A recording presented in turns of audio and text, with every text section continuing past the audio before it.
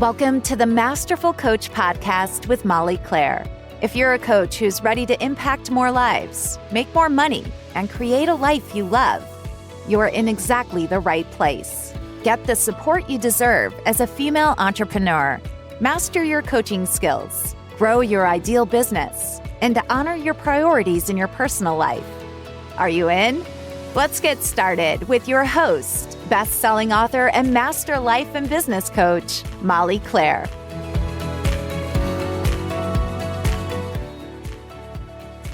Hello, coaches. Welcome to this week's podcast where we are talking about why some clients are harder to coach than others. If you have experienced this, you are not alone, and it is certainly not just the way that you are thinking about your client. So that's what we're going to talk about today. But before we dive in, I want to take a minute to thank all of you so much for your support of last week's podcast, for sharing it, for messaging me and sharing your own personal stories with me. It has been quite a week. For those of you that missed last week's podcast, absolutely go listen to it. I truly feel like it is a message that is so important for every coach to hear. I was talking very clearly and explicitly about the dangers and detrimental impact of thought work when it is used in isolation, when it is used to an extreme.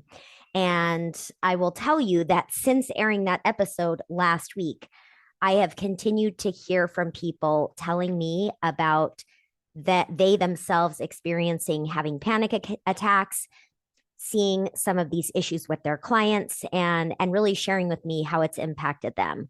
And one thing I will add to this is I also heard from a friend of mine. I met her recently through a completely different channel. She is not a coach, and she listened to the episode and said that many of the things that I talked about, she also relates to, and that she experienced within herself much of these same internal conversations of self-blame, of gaslighting herself, and all of those kind of things. So having said all of that, it's a really important message. And go listen to it if you haven't yet. Share it with every coach that you know. It's super important that we can be safe and ethical and effective coaches. And mindset work and belief work and thought work is so incredibly powerful, especially when done well. All right, let's get started, coach. Have you ever wondered why some of your clients are harder to coach than others? Maybe you have that one client that is so much more difficult and you can't figure out why. And maybe it is the resistance that you feel. This is a common complaint, a common frustration among my coaches where their clients are just resistant or they're not really getting it. And no matter how much work you do with them, something isn't working.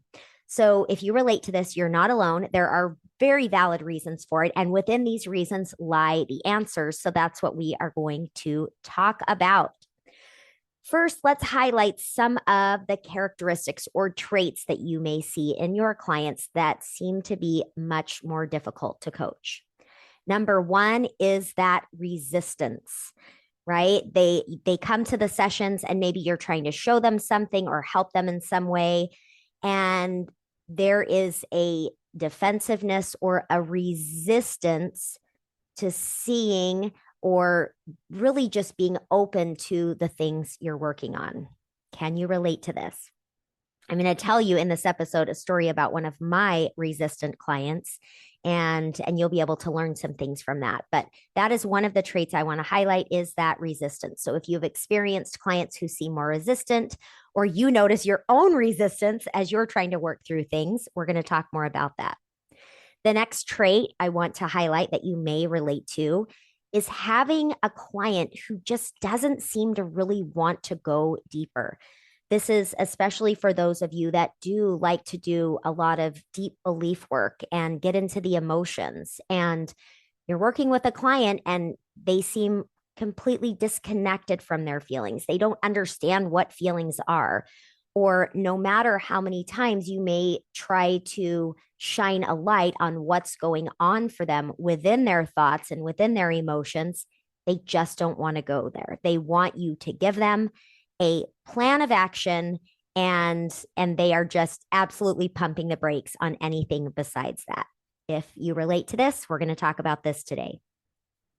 The last trait I'm going to highlight is that client that is stuck in the same cycles, and there is a level of frustration. Typically, this client has hired you because they want to get out of the cycles. And sometimes, as they continue to repeat those cycles, you may be frustrated that the coaching you're offering doesn't seem to be working. And the client can sometimes express frustration with the coaching process, or even frustration with you. So if you relate to that, we're also going to talk about that. So these are just three of the main things that I will say, main ways that certain things going on underneath that aren't quite working in. Let me back that up. So these are some of the ways you may experience these clients that seem to be a little more difficult. These are some of the manifestations of some of the things going on underneath or behind the scenes for them that are really not allowing the coaching to work.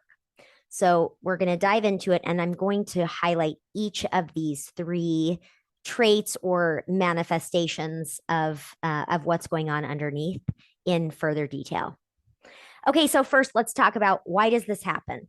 Why are some clients more difficult to coach than others? Is it your coaching style? Is it them just not really being willing to see what's going on? What is it? Well, the answer to both of those is yes and no. So remember that when working with clients on behavior changes, mindset work, or transformations that involve emotional components, there are many factors coming into play. Their current state is a reflection of conditioning, experiences, their own DNA, and behaviors that have been programmed into the nervous system as a way of automating them. So there is a lot that they are trying to sort through and figure out.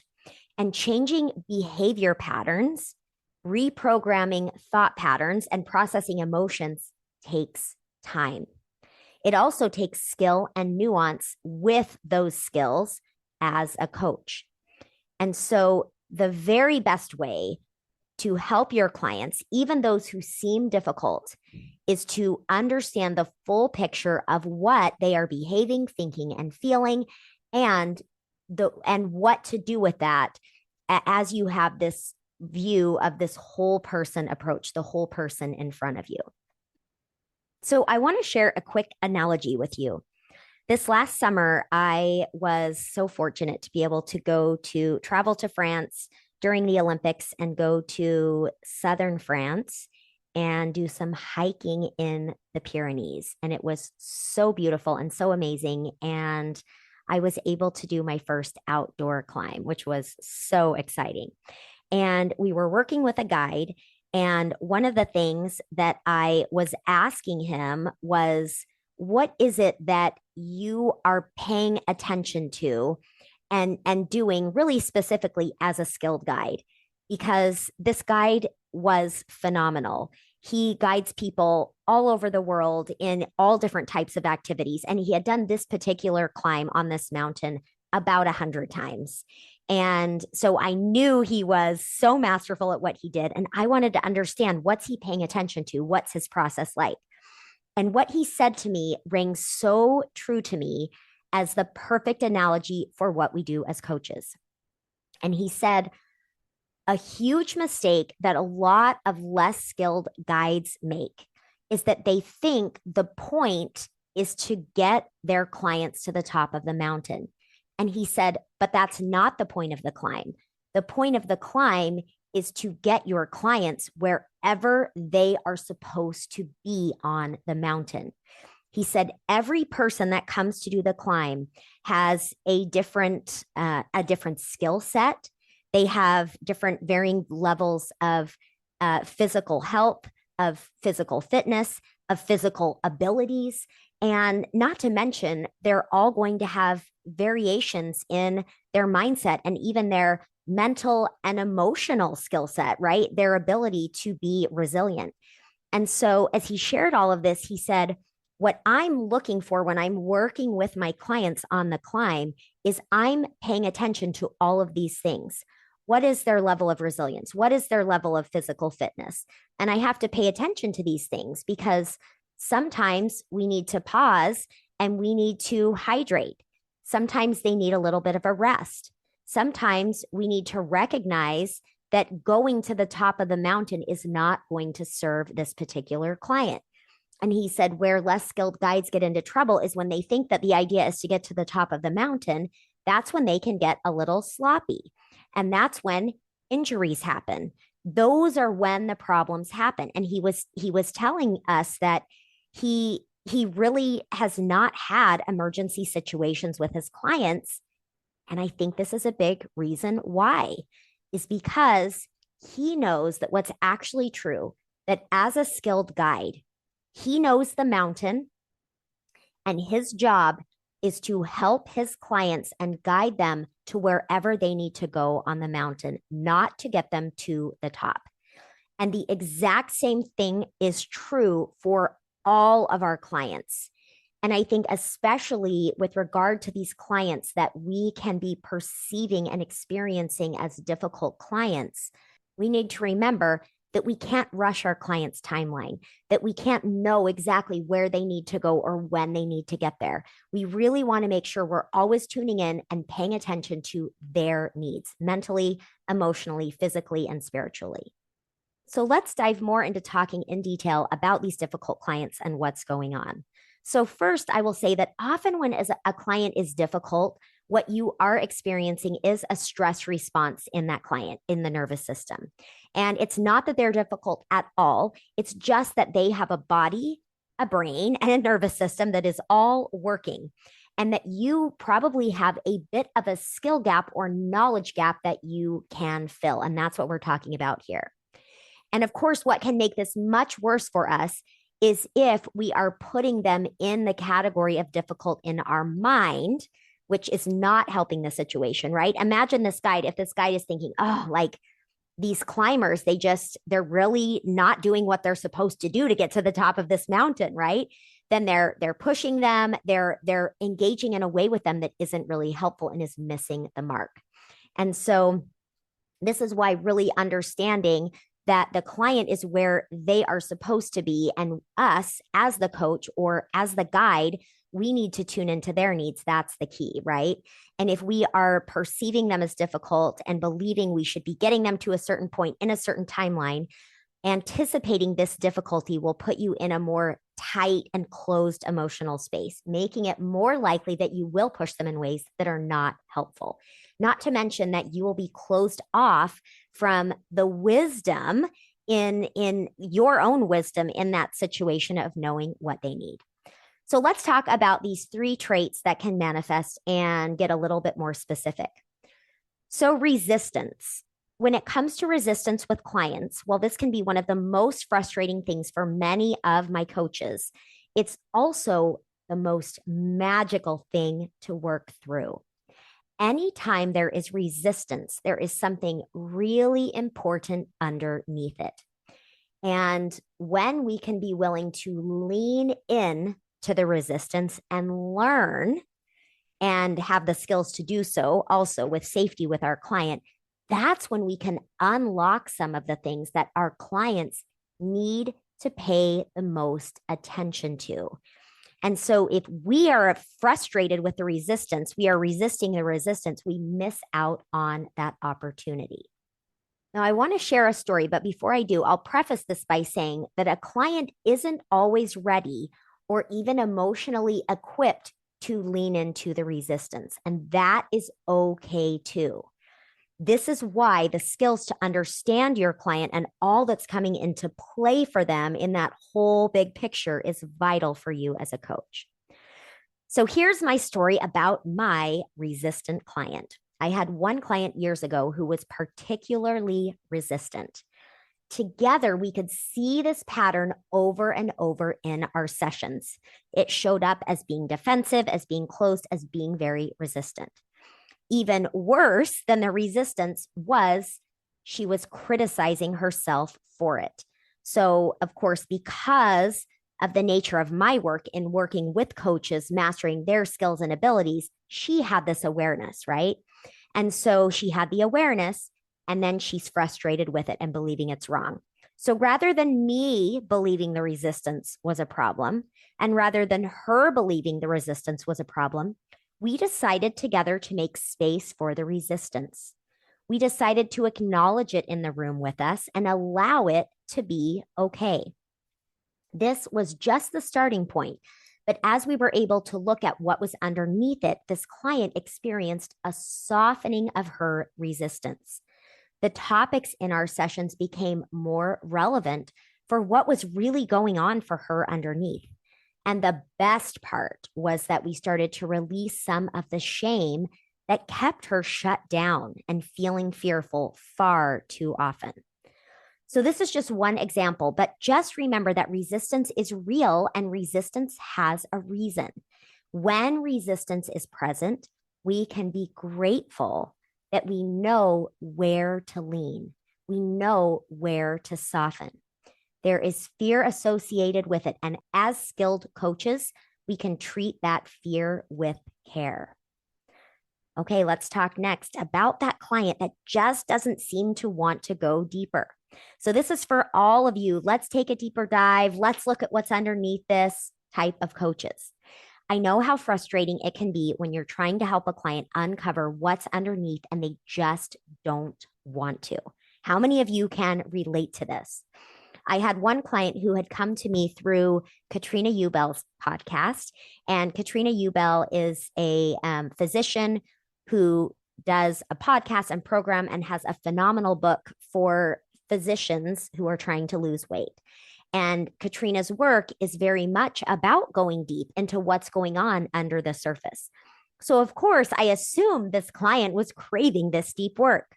Yet week after week, anytime I would start to go there, she would really pull us right back to the surface. And so here's my big message to you. If you are experiencing this with your client, let it go. While we can think we need to go deeper with our clients to support them, sometimes we don't. The only reason that sessions will feel difficult in this situation is if you are believing that session would be better if you were able to go deep with them. Remember that each client will speak a different language. So this is something we talk about in Master Coach training is what is the language your client speaks? Are they more of a cognitive type of client? Are they a client who speaks in the language of emotions? Is this a client who really likes to take action? And when we can learn our client's language and speak it, we can be so much more effective. This is really why having a comprehensive understanding of thought work, emotion work, the nervous system, and action strategies is so important. It means that as a skilled coach, you can use your client's language or their entry point, the entry point that's going to bring ease and help you to really help them. And that is when we can use their language and use the right entry point, we actually can incorporate deeper work in ways that will impact them without requiring them to quote unquote go deep or to speak that language. So I know this can be a little challenging, but just consider letting it go. What if you can meet your client where they are? You can speak their language, you can work with them at that surface level, and you can continue to expand your skills and abilities as a coach to be able to do the work they need while speaking with them in a way that they are ready for. All right, coaches, let's talk about this last one, which is the client who is stuck in cycles and frustrated. So have you ever had that client who continues to do the same thing week after week and revisits the same stuck thought patterns? Have you ever been this client, whether for a coach you're working with or for yourself, stuck in the same cycles, right? And so the difficult thing about these clients, and I'm using air quotes here, the difficult thing about these clients for you as a coach is often the worry that you're not doing a good enough job or wondering if it will ever change. And sometimes it can even be if you're experiencing them blaming you as the coach, that can certainly be a difficult thing to experience. And some of you may even tend to vacillate between washing your hands of it because you know they have to create their results. You can't do it for them. And the opposite end of the spectrum, where you're feeling responsible for being able to get them to move forward. And what I will say to this is it's true that a client is the only one that can actually take action, make shifts, and be open. And it's also very true that you as a coach have more influence than you realize. And I'm actually going to be talking about that specific topic in the coming weeks. So stay tuned because I'm going to help you understand where is it that I have control or influence with my clients and where is it really on them to create these changes. It's a very good question to ask, and we're going to be addressing that. But for the sake of this topic and continuing here, there's really no need to go to either extreme. It's not all on the client and it's not all on you. Instead, fill the skill gaps, understand your client, and get curious. I'm going to share with you a few things to consider, starting with understanding that it is normal that we are stuck in cycles. The nervous system programs behaviors in to be automated. Our emotion patterns repeat, and we have the same type of thought patterns in many situations. Stuck is so normal. So, what can you do? I'm going to give you 4 things to consider as you work to lean in and be more effective with this client. Number 1, consider how you are engaging in the cycle of stuckness. What is it that you typically do as the coach? How do you respond? What are you doing and what are you not doing? When you change the way you engage, it opens the door for the dynamic in the relationship to change. And it will also open the door to new insights for you. The next thing I want you to consider is what language does this client speak? And are you speaking their language? Are you meeting them where they are or using that entry point? And understanding how to speak your client's language, whether that is more of a cognitive approach, emotion approach, action focused strategies, or just the way that you bring these together, understanding how to do that is absolutely vital for your effectiveness as a coach. Third question for you to consider: what need does this client have? They're stuck in this cycle. And as we're trying to understand why that is, what is the need that they have that they are trying to fill? And that really opens us up to understanding why this cycle seems to be filling that need. Okay. And the last question I want you to consider, coach, with this client stuck in cycles: how can you, as the coach, begin and end with curiosity? When you're approaching coming to the client's session, how can you bring curiosity? How can you weave curiosity all throughout the process with this client? At the end of your session, how can you step out of it and bring that curiosity? When you can approach it with such openness and asking yourself as many questions as possible, and the type of questions that open up wisdom within you, that is the key to you finding the ways to unlock the stuckness happening and be that skillful and effective guide to help that client to move wherever it is they need to go on their own mountain. All right, coaches, some clients will be more difficult for you to coach, but that doesn't mean it won't get better. Continue to understand your skill gaps and fill them. Practice different entry points or languages and learn more if you need to. Rethink your approach. Be willing to lean in and experiment and pay attention to your thoughts about the client that may be getting in the way of you serving them to the best of your ability. That's what I've got for you. I cannot wait for next week's episode. So stay tuned, and I'll talk with you then. Thanks for listening to the Masterful Coach podcast. Are you ready to build your amazing business with Molly as your coach? Check out www.mollyclaire.com to find out about Masterful Coach Foundations and the 10K Accelerator Method. It's the ultimate support for you as a coach building your ideal life and business.